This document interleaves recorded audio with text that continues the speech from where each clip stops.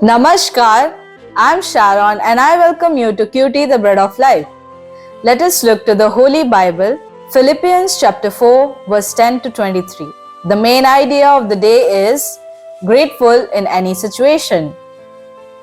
I rejoiced in the Lord greatly that now at length you have revived your concern for me. You were indeed concerned for me, but you had no opportunity. Not that I'm speaking of being in need, for I have learned in whatever situation I am to be content. I know how to be brought low, and I know how to abound in any and every circumstance. I have learned the secret of facing plenty and hunger, abundance and need. I can do all things through Him who strengthens me. Yet it was kind of you to share my trouble. And you Philippians yourselves know that in the beginning of the gospel, when I left Macedonia, no church entered into partnership with me in giving and receiving, except you only.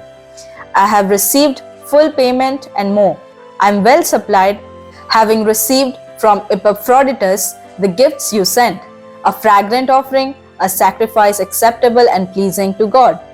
And my God will supply every need of yours according to His riches and glory in Christ Jesus. To our God and Father be glory forever and ever. Amen. Let's try to understand the Word of God. As Paul concludes his letter, he expresses his deep gratitude to the church in Philippi. He was so grateful that they constantly cared and supported him. He blesses them, praying that God would abundantly meet all their needs. Paul confessed that he had learned to be thankful in any situation. And the secret to this was Jesus living in his heart, giving him the strength he needed. Whether he had much or little, Paul was able to remain grateful because he had faith that Jesus was always with him. Do you ever find yourself longing for more or better things? Pray for God's guidance to help you let go of greed and find contentment.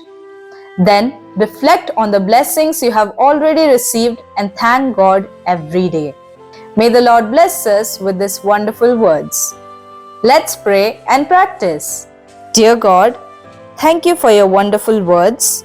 Lord, please help us to find contentment in you and your words.